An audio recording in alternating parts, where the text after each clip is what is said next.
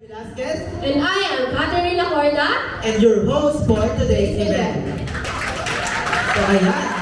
So welcome to our Entrepreneurship Days 2023 with the team preparing the students for a successful transition into becoming entrepreneurs. So ayan, Ate Kat, ready ka na ba? Ready na!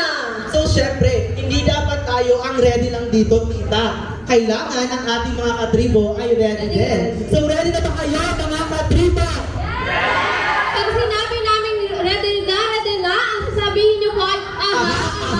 1, 2, 3, go! Ready na? Ready na?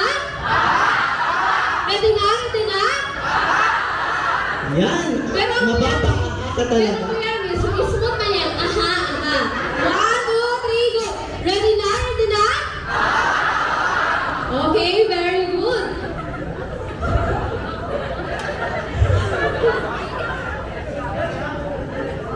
So ayan, so to formally start our event, may I request everyone to please rise for our invocation to be followed for our Philippine National Anthem through audio-visual presentation. Abby Mirandilla, Head of Bicol University Tobacco Campus, Entrepreneurship Department, teachers, fellow Entrep students, ladies and gentlemen, good morning. Also, a special thanks to the guest of the day, Mrs. Marisa Bichayra. It's an honor to be in the presence of such a successful entrepreneur.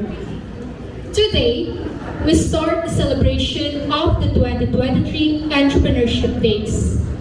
After 3 years in the pandemic, we have